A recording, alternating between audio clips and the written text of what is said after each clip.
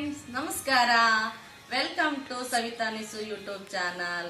ನಾನು ನಿಮ್ಗೆ ನಿನ್ನೆ ಅಪ್ಲೋಡ್ ಮಾಡಿರ್ತಕ್ಕಂಥ ಫ್ರೈಡೇ ಲಾಗು ಎಲ್ರಿಗೂ ಇಷ್ಟ ಆಗಿದೆ ಅನ್ಕೋತೀನಿ. ಹಾಗೆ ಲೈಕ್ ಮಾಡಿರೋರು, ಶೇರ್ ಮಾಡಿರೋರು, ಮತ್ತೆ ಸಬ್ಸ್ಕ್ರೈಬ್ ಆಗಿರೋರು, ಹೊಸದಾಗಿ ಸಬ್ಸ್ಕ್ರೈಬ್ ಆಗಿರೋರು, ಕಮೆಂಟ್ ಮಾಡಿರೋರು ಎಲ್ಲರಿಗೂ ಕೂಡ ತುಂಬಾ ಥ್ಯಾಂಕ್ಸ್. ಹಾಗೆ ನನಗೆ ಸಪೋರ್ಟ್ ಮಾಡ್ತಾ ಇರಿ. ನಾನು ನಿಮಗೆ ಇವತ್ತು ಏನು ವಿಷಯ ಹೇಳಕ್ ಇಷ್ಟಪಡ್ತಾ ಇದ್ದೀನಿ ಅಂತ ಹೇಳಿದ್ರೆ, ಸಂಕ್ರಾಂತಿ ವಿಶೇಷತೆ, ಅದ್ರ ಬಗ್ಗೆ ನನಗೆ ಗೊತ್ತಿರ್ತಕ್ಕಂಥ ಸ್ವಲ್ಪ ಮಾಹಿತಿನ ನಿಮ್ಮಲ್ಲಿ ಹಂಚ್ಕೋಬೇಕು ಅಂತ ಇಷ್ಟಪಡ್ತಾ ಇದ್ದೀನಿ. ಏನಕ್ಕೋಸ್ಕರ ಸಂಕ್ರಾಂತಿ ಹಬ್ಬ ಮಾಡ್ತಾರೆ, ಅದ್ರ ವಿಶೇಷತೆ ಏನು ಅಂತ ಹೇಳಿ, ಹಾಗೇನೆ ಕೂಡ ಮತ್ತೆ ಸಂಕ್ರಾಂತಿಗೆ ಎಳ್ಳು ಬೆಲ್ಲನ ಮಾಡೋದು ನನ್ನ ಸ್ಟೈಲಲ್ಲಿ ನಿಮಗೆ ತೋರಿಸ್ಕೊಡೋದಕ್ಕೆ ಇಷ್ಟಪಡ್ತೀನಿ. ಸಂಕ್ರಾಂತಿಯ ವಿಶೇಷತೆ ಏನಪ್ಪಾ ಅಂತ ಹೇಳಿದ್ರೆ, ಸೂರ್ಯನು ದಕ್ಷಿಣ ಪಥದಿಂದ ಮಕರ ರಾಶಿಯ ಮೂಲಕ ಉತ್ತರ ಪಥದೆಡೆಗೆ ಪಥವನ್ನ ಬದಲಾಯಿಸುವುದಕ್ಕೆ ಮಕರ ಸಂಕ್ರಮಣ ಅಂತ ಹೇಳಿ ಕರೀತಾರೆ. ಇದು ತುಂಬಾ ಒಳ್ಳೆಯ ಕಾಲವಾಗಿದೆ. ಇದು ದೇವತೆಗಳ ಕಾಲ ಅಂತಾನು ಕೂಡ ಕರೆಸ್ಕೊಳ್ಳುತ್ತೆ. ಇದು ಮತ್ತೆ ಭಗೀರಥನು ಗಂಗೆಯನ್ನು ಭೂಮಿಗೆ ತಂದ ದಿನವೂ ಕೂಡ ಆಗಿದೆ. ಹಾಗೆ ಭೀಷ್ಮರು ಕೂಡ ತಮ್ಮ ಪ್ರಾಣವನ್ನ ಹಸ್ತಂಗತ ಆಗೋದಿಕ್ಕೆ ಈ ಒಂದು ಕಾಲವನ್ನೇ ಕಾದಿದ್ದು ತಮ್ಮ ಜೀವನ ತ್ಯಾಗ ಮಾಡ್ತಾರೆ. ಹಾಗಾಗಿ ಇದು ತುಂಬಾ ಒಳ್ಳೆ ದಿನಮಾನಗಳು ಈ ಕಾಲದಲ್ಲಿ ಇದೆ ಅಂತ ಹೇಳ್ಬೋದು. ಮತ್ತು ಶುಭ ಕಾರ್ಯಗಳಿಗೂ ತುಂಬಾ ಮಹತ್ವವಾದ ದಿನ ಕೂಡ ಆಗಿದೆ. ಹಾಗೇನೆ ಶಿವ ಪಾರ್ವತಿಯರು ಕೂಡ ವಿವಾಹವಾದ ಕಾಲಮಾನ ಅಂತಾನು ಹೇಳ್ತಾರೆ. ಸಂಕ್ರಾಂತಿ ಹಬ್ಬದಲ್ಲಿ ಎಳ್ಳು ಬೆಲ್ಲಕ್ಕೆ ಯಾಕೆ ಇಷ್ಟೊಂದು ಮಹತ್ವ ಕೊಟ್ಟಿದ್ದಾರೆ ನಮ್ಮ ಹಿರಿಯರು, ಈ ಪದ್ಧತಿಯನ್ನು ಯಾಕೆ ಅಳವಡಿಸ್ಕೊಂಡಿದ್ದಾರೆ ಅಂತ ಹೇಳಿದ್ರೆ, ಶೀತದಲ್ಲಿ ಮನುಷ್ಯನ ತ್ವಚೆ ಎಲ್ಲಾನು ಡ್ರೈ ಆಗಿ ಎಲ್ಲ ರಿಂಕಲ್ಸ್ ಎಲ್ಲ ಬಿದ್ದಿರುತ್ತೆ, ಮತ್ತೆ ತುಂಬಾ ಉಷ್ಣದಿಂದ ಕೂಡಿರುತ್ತೆ. ಅದನ್ನ ನಾವು ಸಮಸ್ಥಿತಿಗೆ ತಗೊಂಡ್ಬರ್ಲಿ ಅನ್ನೋ ಉದ್ದೇಶದಿಂದಾನೇ ಎಣ್ಣೆ ಕಾಳುಗಳು ಮತ್ತೆ ನಮ್ಗೆ ಉಷ್ಣವನ್ನು ತಗ್ಗಿಸೋದಕ್ಕೋಸ್ಕರ ತಂಪಾಗಿರ್ಲಿ ಅಂತೇಳಿ ಎಲ್ಲ ಈ ಕಾಳುಗಳನ್ನೆಲ್ಲ ಒಂದಾಗಿಸ್ಕೊಂಡು ನಮ್ಗೆ ಒಂದು ರೆಸಿಪಿ ತರ ನಮ್ಗೆ ಇಂದಿನ ಪೂರ್ವಜರು ನಮ್ಗೆ ಆಹಾರ ಪದ್ಧತಿಯನ್ನ ತೋರಿಸ್ಕೊಟ್ಟಿದ್ದಾರೆ. ಹೀಗೆಲ್ಲ ಮಾಡ್ಕೊಂಡು ತಿಂದ್ರೆ ನಮ್ಗೆ ತ್ವಚೆನೂ ಸಹ ಕಾಪಾಡ್ಕೋಬಹುದು ಮತ್ತು ನಮ್ಮ ದೇಹದ ಉಷ್ಣತೆಯನ್ನು ಕೂಡ ತಗ್ಗಿಸ್ಕೋಬಹುದು ಅಂತ ಹೇಳ್ಬಿಟ್ಟು ಈ ತರ ಎಳ್ಳು ಬೆಲ್ಲನ ನಾವು ರೂಢಿ ಮಾಡ್ಕೊಂಡ್ವಿ ನಾವೆಲ್ಲ. ಹಾಗೇನೆ ನಾನು ಇವತ್ತಿನ ದಿನ ಎಳ್ಳು ಬೆಲ್ಲವನ್ನ ನಂದೇ ಆದ ಸ್ಟೈಲಲ್ಲಿ ಹೇಗ್ ಮಾಡೋದು ಅಂತ ತೋರಿಸ್ಕೊಡ್ತೀನಿ. ರೆಡಿನ ಹಾಗಾದ್ರೆ ಎಲ್ರು ನೋಡೋಣವಾ? ಬನ್ನಿ, ಇಂಗ್ರೀಡಿಯೆಂಟ್ಸ್ ಏನೇನು ಅಂತ ನೋಡೋಣ. 1 kg ಕ್ಲೀನ್ ಮಾಡಿರ್ತಕ್ಕಂತಹ ಶೇಂಗಾ ತಗೊಂಡಿದ್ದೀನಿ, ಅರ್ಧ kg ಕಡಲೆ ತಗೊಂಡಿದ್ದೀನಿ, ಅರ್ಧ kg ಎಳ್ಳು ತಗೊಂಡಿದ್ದೀನಿ, ಮತ್ತೆ ಅರ್ಧ kg ಕೊಬ್ಬರಿ ತಗೊಂಡಿದ್ದೀನಿ. ಇದರಲ್ಲಿ ಎಲ್ಲ ಕ್ಲೀನ್ ಮಾಡಿ ನಾನು ಆಗಲೇ ಇಟ್ಕೊಂಡಿದ್ದೀನಿ. ನಿಮ್ಗೆ ತೋರ್ಸೋಣ ಅಂತ ಹೇಳ್ಬಿಟ್ಟು ಯಾವ ತರ ಕ್ಲೀನ್ ಮಾಡ್ಕೊಂಡೆ ಅಂತ ಒಂದು ಶಾಂಪಲ್ ಇದು ಇಟ್ಕೊಂಡಿದ್ದೀನಿ ಕೊಬ್ಬರಿಯನ್ನ ತೋರ್ಸೋದಿಕ್ಕೆ. ಮತ್ತೆ 200 ಗ್ರಾಮು ಜೀರಾ ಕುಸರಿ ತಗೊಂಡಿದ್ದೀನಿ, 100 ಗ್ರಾಮು ಸೋಂಪು ಕುಸರಿ ಕಾಳು ತಗೊಂಡಿದ್ದೀನಿ, ಅರ್ಧ kg ಬೆಲ್ಲ ತಗೊಂಡಿದ್ದೀನಿ. ಇವೆಲ್ಲನೂ ಯೂಸ್ ಮಾಡ್ಕೊಂಡು ಹುರ್ಕೊಂಡು ನಾವು ಎಳ್ಳು ಬೆಲ್ಲವನ್ನ ಮಾಡೋಣ. ಬನ್ನಿ, ನಾನು ನಿಮಗೆ ಇವಾಗ ಕೊಬ್ಬರಿ ತುರಿತಕ್ಕಂತ ಒಂದು ಮಣೆಯಲ್ಲಿ ಕೊಬ್ಬರಿ ಸಿಪ್ಪೆನ ಹೇಗೆ ಮೇಲಿಂದ ಕವರ್ ಅನ್ನು ತಕೋಬೇಕು ಅಂತ ಹೇಳಿ ತೋರಿಸ್ಕೊಡ್ತೀನಿ ನಾನು. ನೋಡಿ, ಈ ತರ ವೈಟ್ ಆಗ್ಬೇಕು, ಮೇಲಿನ ಕಪ್ಪುದೆಲ್ಲ ಹೋಗ್ಬೇಕು. ನೋಡಿ, ಈ ತರ ಆಯ್ತು. ಎಲ್ಲ ಮೇಲಿನ ರ್ಯಾಪರ್ ಎಲ್ಲ ತೆಗೆದ್ಮೇಲೆ ಆಮೇಲೆ ಇದರಲ್ಲಿ ಬರತಕ್ಕಂತ ಈ ಪೌಡರ್ ಇದೆಯಲ್ಲ, ಇದನ್ನು ಎಲ್ಲ ಯೂಸ್ ಆಗುತ್ತೆ ನಮ್ಗೆ. ಪುಳಿಯೋಗರೆ ಪುಡಿಗೆ, ಚಟ್ನಿ ಪುಡಿಗೆ ಎಲ್ಲ ಯೂಸ್ ಮಾಡ್ಕೋಬಹುದು. ಇದನ್ನ ಒಂದು ಬಾಕ್ಸ್ಗೆ ಹಾಕ್ಬಿಟ್ಟು ಫ್ರಿಜ್ ಒಳಗೆ ಇಟ್ಕೊಳ್ಳಿ. ಹೀಗೆಲ್ಲ ಈಗ ರೆಡಿ ಮಾಡಿ ಇಟ್ಕೊಂಡಿದ್ದೀನಿ ನಾನು. ಇದನ್ನೆಲ್ಲ ಚಿಕ್ಕ ಚಿಕ್ಕದಾಗಿ ಹೋಳ್ಗಳಾಗಿ ಕಟ್ ಮಾಡ್ಕೋಬೇಕು. ಈ ತರ ಎಲ್ಲ ನಾವು ಮಾಡ್ಕೊಂಡು ಕಟ್ ಮಾಡ್ಕೋಬೇಕು ಚಿಕ್ಕ ಚಿಕ್ಕದಾಗಿ. ಈ ಚಾಕೋಲ್ ನಿಮಗೆ ಸೆಟ್ ಆಗಲಿಲ್ಲ ಅಂತ ಹೇಳಿದ್ರೆ ಇಳಿಗೆ ಮಣೆ ಅಂತ ಬರುತ್ತೆ, ಅದರಲ್ಲೂ ಕೂಡ ನೀವು ಪುಟ್ಟಾಗಿ ಕಟ್ ಮಾಡ್ಕೊಳ್ಬಹುದು. ನೋಡಿ, ಇವಾಗ ಕೊಬ್ಬರಿ ಎಲ್ಲ ತುರ್ಕೊಂಡಲ್ಲ, ಈ ತರ ಚಿಕ್ಕದಾಗಿ ಪೀಸ್ಗಳಾಗಿ ಕಟ್ ಮಾಡಿಟ್ಕೊಂಡಿದ್ದೀನಿ. ಇದನ್ನ ಸ್ವಲ್ಪ ಹೊತ್ತು ಬಿಸಿಲಿದೆ, ಸ್ವಲ್ಪ ಹೊರಗಡೆ ಬಿಸಿಲಿಗೆ ಇಡ್ತೀನಿ. ಇದನ್ನ ಫ್ರೈ ಮಾಡಿದ್ರೆ ಮತ್ತೆ ಡಾರ್ಕ್ ಆಗೋ ಚಾನ್ಸಸ್ ಇದೆ, ಹಂಗಾಗಿ ಇದನ್ನ ಬಿಸಿಲಿಗೆ ಇಡ್ತೀನಿ. ಹಾಗೇನೆ ಬೆಲ್ಲನೂ ಕೂಡ ನಾನು ಚಾಕು ಅಲ್ಲಿ ಕಟ್ ಮಾಡ್ಕೊಂಡಿದ್ದೀನಿ ಈ ತರ ಸಣ್ಣ ಸಣ್ಣ ಪೀಸ್ಗಳಾಗಿ. ಇದನ್ನೇನು ಫ್ರೈ ಮಾಡೋದು ಬೇಡ, ಬಿಸಿಲಿಗೂ ಇಡೋದು ಬೇಡ. ಮತ್ತೆ ಬಿಸಿಲಿಗೆ ಇಟ್ರು ಸರಿ ಹೋಗಲ್ಲ, ಫ್ರೈ ಮಾಡಿದ್ರು ಇದು ಸರಿ ಹೋಗೋದಿಲ್ಲ. ಹಾಗೇನೆ ಇದನ್ನ ಮಿಕ್ಸ್ ಮಾಡೋಣಂತೆ ಈ ತರ ಕಟ್ ಮಾಡ್ಕೋಬೇಕು. ನೋಡಿ, ನಂತರ ಶೇಂಗಾನ ಹುರ್ಕೊಳ್ಳೋಣ. 2 ಬಾರಿಗೆ ಹಾಕ್ಕೊಂಡು ಇದನ್ನ ಹುರ್ಕೊಳ್ಳೋಣ. ಒಂದೇ ಸಾರಿ ಆದರೆ ತುಂಬ ಆಗುತ್ತೆ. 1 kg ಶೇಂಗಾ ಅಲ್ವಾ. ಇದನ್ನ ತುಂಬ ಒತ್ತದ ಹಾಗೆ ನೀಟಾಗಿ ಬ್ಯಾಲೆನ್ಸ್ ಮಾಡಿ ಹುರ್ಕೋಬೇಕು. ಇಲ್ಲ ಅಂದರೆ ನಾವು ಅದನ್ನು ಹೋಲ್ಡ್ ಮಾಡಿದಾಗ ಕಪ್ಪಾಗಿ ಕಾಣುತ್ತೆ. ತುಂಬ ಹದವಾಗೂ ಇದು ಉರಿಬೇಕು, ತಿನ್ನೋದಕ್ಕೂ ರುಚಿಯಾಗಿರುತ್ತೆ. ಇಲ್ಲ ಹಸಿ ಆತ ಅಂದರೆ ನಮ್ಮ ಹಲ್ಲಿಗೆ ಇದು ಸಿಕ್ಕಾಕೊಳ್ಳುತ್ತೆ ಶೇಂಗಾ. ಹಂಗಾಗಿ ತುಂಬ ಚೆನ್ನಾಗಿ ಉರಿಬೇಕು. ನಾವು ಈಗೆಲ್ಲ ಎಳ್ಳು ಬೆಲ್ಲ ಯಾಕೆ ಮಾಡ್ತೀವಿ, ಅಥವಾ ಏನಾದರೂ ವಸ್ತು ತುಂಬ ಕಷ್ಟವಾಗಿದ್ದಾವೆ ಇವೆಲ್ಲ ಯಾಕಪ್ಪ ಮಾಡಬೇಕು ಅಂತೇಳಿ ನಾವೇನಾದರೂ ಬೇಜಾರಾಗಿ ಬಿಟ್ಟರೆ ನಾವು ಮಕ್ಳಿಗೆ ಏನು ಹೇಳ್ಕೊಡ್ತೀವಿ, ನಾವು ಏನು ಕಲಿಸ್ಕೊಡ್ತೀವಿ. ನಾವು ಎಷ್ಟೆಷ್ಟು ಟ್ರೈನ್ ಆದರೂ ಜಾಸ್ತಿ ಮಾಡದೆ ಹೋದ್ರು ಸ್ವಲ್ಪನಾದ್ರೂ ಮಾಡಿ ರೂಢಿ ಮಾಡ್ಕೊತಾ ಹೋದ್ರೆ ನಮ್ಮನ್ನು ನೋಡಿ ನಮ್ಮ ಮಕ್ಳು ಕಲಿತಾರೆ.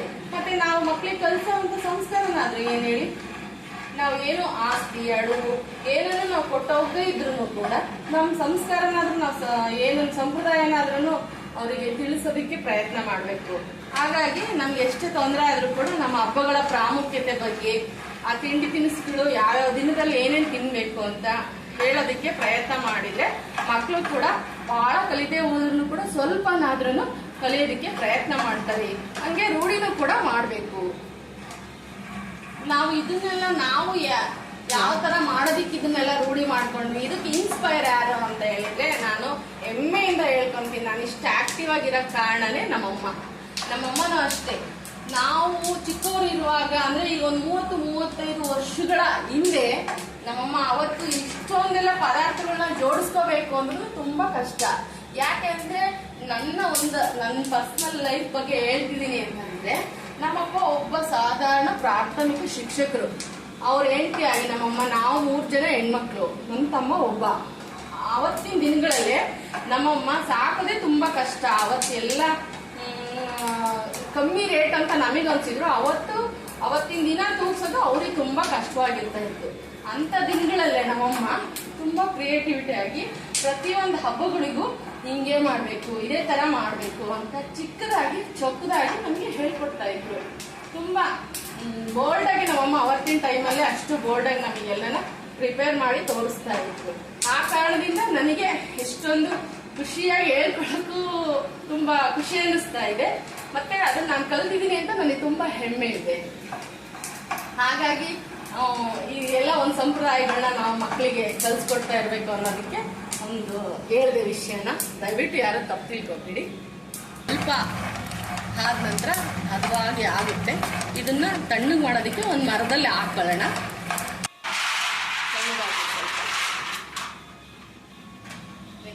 ಇನ್ನೊಂದು ಸ್ವಲ್ಪ ಇತ್ತಲ್ಲ ಅದನ್ನು ಕೂಡ ಹುರ್ಕೊಳ್ಳೋಣ. ಮತ್ತೆ ಹಾಗೇನೆ ಈಗ ಈ ದಿನಗಳಲ್ಲಿ ಇದು ಸಂಕ್ರಾಂತಿ ಹಬ್ಬ ವಿಶೇಷತೆ ಪಡ್ಕೊಂತ ಇದೆ. ಎಳ್ಳು ಬೆಲ್ಲ ಆಗಲಿ, ಒಂದೇನಾದ್ರು ಆಚರಣೆ ಆಗಲಿ ಎಲ್ಲರೂ. ನಾವು ಚಿಕ್ಕವರು ಇರುವಾಗ ಅಷ್ಟೊಂದಾಗಿರ್ಲಿಲ್ಲ. ಇದು ಒಂದು ಸುಗ್ಗಿ ಹಬ್ಬ ಅಂತೇಳಿ ಒಂದು ಆಚರಿಸ್ತಾ ಇದ್ರು ಇದನ್ನ. ಮತ್ತೆ ಪೂಜೆ ಮಾಡಿ ಸಂಕ್ರಾಂತಿ ಹಬ್ಬದ ದಿವಸ ದೇವರುಗಳಿಗೆಲ್ಲ ಎಡೆ ಕೊಟ್ಟು ಬಸವನ್ನ ಹಿಡಿತಾ ಇದ್ರು. ಬಸವನ್ನ ಅಂದ್ರೆ ಬಸವನ್ನೆಲ್ಲ ತೊಳೆದು ಅದನ್ನೆಲ್ಲ ಇದನ್ನ ಮಾಡಿ ಒಂದು ಪೂಜೆ ತರ ಅದಕ್ಕೆ ಬೆಳ್ಳಿ ಬಂಗಾರ ಎಲ್ಲ ಮುಟ್ಸಿ ಬಸವಣ್ಣನಿಗೆ ಪೂಜೆ ಮಾಡಿ ಸಿಹಿ ಎಲ್ಲ ಮಾಡೋರು ತಿನ್ಕೊಂಡು ಇರ್ತಾ ಇದ್ವಿ. ಆಮೇಲೆ ನಮಗೆ ಬುದ್ಧಿ ಸ್ವಲ್ಪ ಬಂತು ಅಂದಾಗ ನಾವು ಹೊರಗೆಲ್ಲ ಇದ್ದಿದ್ದು. ನಮ್ಮ ಅಪ್ಪಾಜಿ ಅವರು ಜಾಬಲ್ಲಿ ಇರೋದ್ರಿಂದ ಹೊರಗಡೆಲ್ಲ ದಾವಣಗೆರೆ ಡಿಸ್ಟಿಕ್ ಅಲ್ಲೇ ಆ ಊರುಗಳಲ್ಲೆಲ್ಲ ಇದ್ವಿ ನಾವು. ಆವಾಗ ಅಲ್ಲಿ ತುಂಬ ದಾವಣಗೆರೆಯಲ್ಲಿ ಈ ಸಂಕ್ರಾಂತಿ ಹಬ್ಬ ಸ್ವಲ್ಪ ಫೇಮಸ್ ಸ್ವಲ್ಪ. ಹಂಗಾಗಿ ನಮ್ಮಮ್ಮ ಅಲ್ಲಿ ಎಲ್ಲ ಸ್ವಲ್ಪ ಎಲ್ಲ ಮಾಡೋರ್ನೆಲ್ಲ ನೋಡ್ತಾ ಇದ್ರ. ಹಾಗೆ ನಮ್ಮಮ್ಮಗೆ ಒಂದು ಸ್ವಲ್ಪ ಕ್ರಿಯೇಟಿವ್ ಆಗಿರೋದು ತುಂಬ ಇಷ್ಟ ಆಗ್ತಾ ಇತ್ತು. ಹಾಗೆ ಅದೆಲ್ಲ ಕಾರಣಾಂತರದಿಂದ ನಾವು ಮತ್ತೆ ಬಂದು ನಾವು ನಮ್ಮ ಜರ್ನಿನ ಊರಲ್ಲಿ, ನಮ್ಮ ಅಪ್ಪಾಜಿ ಸ್ವಂತ ಊರು ಹಳ್ಳಿ, ಅಲ್ಲಿ ಬಂದು ನಾವು ಸೆಟಲ್ ಆದ್ವಿ. ಅವಾಗ ನಮ್ಮ ಊರುಗಳಲ್ಲಿ ಇದ್ರ ವಾಡಿಕೆ ಜಾಸ್ತಿ ಆಗಿ ಇರಲೇ ಇಲ್ಲ. ಹಬ್ಬ ಅಂದರೆ ಏನೋ ಸಿಹಿ ಅಡುಗೆ ಮಾಡ್ಕೊಂಡ್ವಿ, ದೇವಸ್ಥಾನಕ್ಕೆ ಹೋದ್ವಿ, ಬಂದು ಊಟ ಮಾಡಿದ್ವಿ, ಹಬ್ಬ ಮುಗಿಸ್ತಾ ಇದ್ವಿ. ಆದರೆ ನಮ್ಮಮ್ಮ ಕಲ್ತಿದ್ದನ್ನ ಬಿಡಲೇ ಇಲ್ಲ. ಎಷ್ಟು ಕಷ್ಟ ಆದ್ರೂ ಕೂಡ ಎಲ್ಲ ಜೋಡಿಸಿ ನಮಗೆಲ್ಲ ಅಲಂಕಾರ ಮಾಡಿಬಿಟ್ಟು ಮೂವರು ಆಮೇಲೆ ಬೆಲ್ಲ ಸಂಕ್ರಾಂತಿಗೆ ಎಳ್ಳು ಬೆಲ್ಲ ಎಲ್ಲ ಮಾಡಿಬಿಟ್ಟು ನಮ್ಮನ್ನ ಕೆಲವೊಂದು ಮನೆಗಳಿಗೆ, ಅಣ್ಣ ತಮ್ಮರ ಮನೆಗಳಿಗೆ, ಸಂಬಂಧಿಕರು ಪರಿಚಯದ ಮನೆಗೆಲ್ಲ ಎಳ್ದಿರೋಕ್ಕೆ ಕಳಿಸ್ತಾ ಇದ್ರು ಅವಾಗಲೇ. ಆವಾಗ ನಮಗೆ ಬುದ್ಧಿ ಬಂದಂಗೆ ಸ್ವಲ್ಪ ಸ್ವಲ್ಪ ವರ್ಷದಿಂದ ವರ್ಷಕ್ಕೆ ಸ್ವಲ್ಪ ಇದು ಮಾರ್ಪಾಟ್ ಆಗ್ತಾ ಬಂದು ಇವಾಗ ಎಲ್ಲರಿಗೂ ಸ್ಪ್ರೆಡ್ ಆಗಿ ಎಲ್ಲ ತುಂಬಾ ಚೆನ್ನಾಗಿ ಆಚರಿಸ್ತಾರೆ. ಇದು ಸುಗ್ಗಿ ಕಾಲ ಅಂತಾನೆ ಹೇಳ್ಬೋದು. ಅವತ್ತಿನ ಕಾಲಕ್ಕೆ ಹೋಲಿಸ್ಕೊಂಡ್ರೆ ಇವತ್ತು ನಾವೆಲ್ಲ ಸುಗ್ಗಿಗಿಡ ಅಂತಾನೆ ಹೇಳಬಹುದು ಅಷ್ಟೇ. ಹಾಗಾಗಿನೇ ಕೂಡ ನಾನು ನಮ್ಮಮ್ಮ ಅಷ್ಟೊಂದು ಕಷ್ಟ ಇರುವಾಗಲೇ ನಮಗೆಲ್ಲ ಅಷ್ಟು ಚೆನ್ನಾಗೆಲ್ಲ ಹೇಳ್ಕೊಡ್ತು, ತೋರಿಸ್ತು ಎಲ್ಲನ. ನಾವು ಇವಾಗ ಎಲ್ಲದಕ್ಕೂ ಎಡ್ದು ಹಾಗೆ ಇದೆ. ನಾವು ಕಷ್ಟಪಟ್ಟರೆ ಎಲ್ಲನೂ ನಾವು ಸಾಧಿಸ್ಕೋಬಹುದು. ಅಂತ ಕಾಲದಲ್ಲಿ ಯಾಕೆ ಇದೆಲ್ಲ ಮಾಡಕ್ ಬಿಡಬಾರ್ದು, ಕಷ್ಟ ಆಯ್ತು ಅಂತ ಹೇಳಿ. ಒಂದ್ ದಿವಸ ಸ್ಟ್ರೈನ್ ಆಗುತ್ತೆ, 2 ದಿವಸ ಸ್ಟ್ರೈನ್ ಆಗುತ್ತೆ. ನಮ್ಮ ಮಕ್ಕಳು ನಾವು ನೋಡಿ ಇಷ್ಟು ವರ್ಷ ಆದ್ರೂ ಮಾಡಕ್ ಕಲಿತಾರೆ. ಇನ್ನೊಬ್ರ ಮೇಲೆ ಡಿಪೆಂಡ್ ಆಗ್ತದೆ. ಸ್ವಂತಕ್ಕೆ ಇಂತಿಂತ ಹಬ್ಬಗಳಿಗೆ ನಾವು ಇಂತಿಂತ ಮಾಡ್ಕೋಬೇಕು, ಇಂತಿಂತ ಮಾಡಿದ್ರೆ ಚೆನ್ನಾಗಿರುತ್ತೆ, ನಾವ್ ಹಿಂಗ್ ರೆಡಿ ಆಗ್ಬೇಕು ಅನ್ನೋದನ್ನ ಹೇಳ್ಕೊಡ್ಬೇಕು ಅಂತನಾದ್ರೂ ನನ್ನ ಕೈಲಿ ಆಗದೆ ಹೋದ್ರು ನಾನು ಸ್ವಲ್ಪನಾದ್ರೂ ನನ್ನ ಕೈಯಲ್ಲಿ ಆದಷ್ಟು ಮಕ್ಕಳಿಗೆ ಹೇಳ್ಕೊಡೋದಕ್ಕೆ ನಾನು ಪ್ರಯತ್ನ ಪಡ್ತಾ ಇದ್ದೀನಿ. ಸ್ವಲ್ಪನೇ ಹಾಕೊಂಡು ಎಳ್ಳನ್ನು ಕೂಡ ಚೆನ್ನಾಗಿ ಹುರ್ಕೊಳ್ಳೋಣ. ಅರ್ಧ kg ಎಳ್ಳು. ಇದು ಹಸಿದನ್ನೇ ಕೆಲವರು ಪ್ಯಾಕಿಂಗ್ ಮಾಡೋದು ಅಥವಾ ಹಸಿದಕ್ಕೆ ಎಲ್ಲ ಮಿಕ್ಸ್ ಮಾಡೋದು ಮಾಡ್ತಾರೆ ಎಳ್ಳನ್ನ. ಎಳ್ಳು ಹಸಿದಾಗೆ ತಿಂದರೆ ಇದು ಶೀತ ಆಗೋ ಚಾನ್ಸಸ್ ಜಾಸ್ತಿ ಇರುತ್ತೆ. ಆಮೇಲೆ ಸಂದು ಅಂತ ಹೇಳ್ತೀವಿ, ಕಿವಿ ಎಲ್ಲ ನೋವಾಗೋದು, ಗಂಟ್ಲು ನೋವಾಗೋದು ಅದೆಲ್ಲ ಆಗುತ್ತೆ. ಅದಕ್ಕೆ ಇದನ್ನ ಹದವಾಗಿ ಹುರ್ಕೋಬೇಕು. ಶೇಂಗಾ ಆಗಲಿ, ಶೇಂಗಾನು ಕೂಡ ಹಸಿದೆ ತಿಂದರೆ ಕೆಲವರಿಗೆ ಜ್ವರ ಬರುತ್ತೆ, ಕಿವಿ ನೋವಾಗುತ್ತೆ, ಗಂಟ್ಲು ನೋವು, ಅದು ಕೂಡ ಎರಡನ್ನೂ ಹದವಾಗಿ ಹುರ್ಕೊಂಡ್ರೆ ಒಂದು ಸ್ವಲ್ಪ ದಿನ ಸ್ಟೋರು ಮಾಡ್ಕೋಬೋದು. ಸಣ್ಣ ಮಕ್ಕಳೆಲ್ಲ ಕೇಳ್ತಿರ್ತಾರಲ್ವಾ ಪದೇ ಪದೇ ಇದೆಯಾ ಅಂತ. ಹಾಗಾಗಿ ಒಂದು ಸ್ವಲ್ಪ ದಿವಸ ಸ್ಟೋರ್ ಮಾಡ್ಕೊಳಕ್ಕೂ ಇದು ಹೆಲ್ಪ್ ಆಗುತ್ತೆ. ಒಂದು ಸ್ವಲ್ಪ ಹದವಾಗೇ ಹುರ್ಕೋಬೇಕು ಎಳ್ಳನ್ನು ಮತ್ತು ಶೇಂಗಾವನ್ನು. ಇವಾಗ ಇದು ಆಗಿದೆ, ಒಂದು ಬೌಲ್ಗೆ ತಗೊಳ್ಳೋಣ.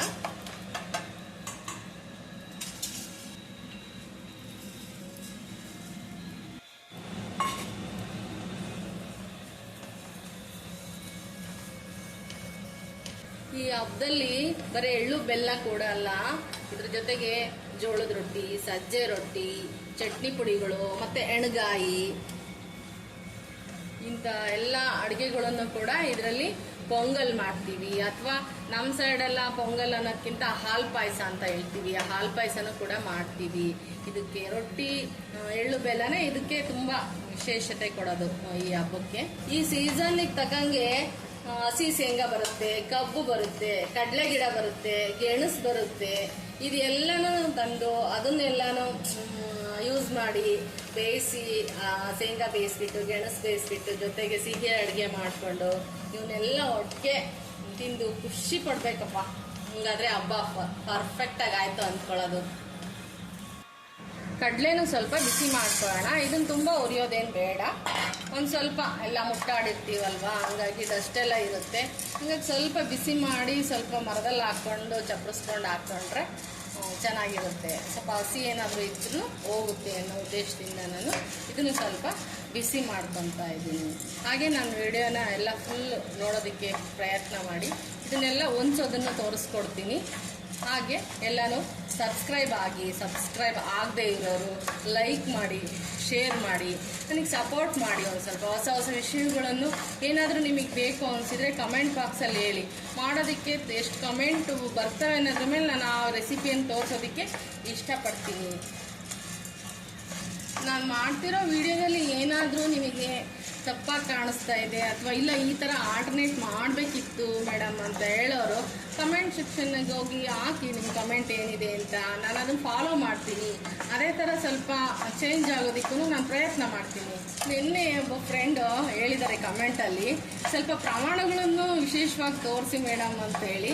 ಹಂಗಾಗಿ ನಾನು ಇವತ್ತು ಖುದ್ದಾಗಿ ಇಷ್ಟಿಷ್ಟು ಮೆಜರ್ಮೆಂಟ್ಗಳನ್ನೆಲ್ಲನೂ ಖುದ್ದಾಗಿ ತೋರಿಸ್ಕೊಟ್ಟಿದ್ದೀನಿ. ಹಂಗೆ ಸಣ್ಣ ಪುಟ್ಟದು ಎಲ್ಲ ಕಲ್ತವರೇ ಇರೋದಿಲ್ಲ ಅಲ್ವಾ, ಎಲ್ಲ ತಿಳಿದವರು ಇರ್ತಾರೆ. ಹಂಗಾಗಿ ಸ್ವಲ್ಪ ನಮಗೂ ಮಾರ್ಗದರ್ಶನ ಕೊಡ್ರಿ, ಪರವಾಗಿಲ್ಲ. ನಾನು ಅದನ್ನು ಅಳವಡಿಸ್ಕೊಳ್ಳೋಕೆ ಯಾವತ್ತೂ ಸಿದ್ಧಲಿದ್ದೀನಿ. ಇದನ್ನು ಸ್ವಲ್ಪ ಎಲ್ಲ ಸಿಪ್ಪೆಗಳನ್ನ ಬಿಡಿಸ್ಕೋಬೇಕು. ಕೈಯಲ್ಲೇ ಮಾಡೋದಕ್ಕಿಂತ ನಾನು ಒಂದು ಸ್ವಲ್ಪ ತೂಕ ಆಗಿರ್ತಕ್ಕಂಥ ಇದು ಗುಂಡ್ಕಲ್ಲು ಅಂತ ಹೇಳ್ತೀವಿ ನಾವು ಇದನ್ನು. ಈ ಥರದ್ದು ಅಥವಾ ಏನಾದರೂ ವಸ್ತು ತಗೊಂಡು ಸ್ವಲ್ಪ ಹಿಂಗೆ ಲೋಟನೋ ಏನಾದ್ರು ತೊಗೊಂಡು ಹಿಂಗೆ ಮಾಡಿದರೆ ಸಿಪ್ಪೆಗಳು ವ್ಯಾಪಾರ ಎಲ್ಲ ಬಿಡುತ್ತೆ, ನೀಟಾಗಿ ಓಡಾಗುತ್ತೆ. ರೆಡಿ ಮಾಡ್ಕೋಬೇಕು. ಈ ಥರ ಎಲ್ಲ ಮಾಡಿ ಹೊರಗೆ ಹೋಗಿ ಚಪ್ಪರಿಸ್ಕೊಂಬರ್ಬೇಕಿನ್ನು ಇದನ್ನು.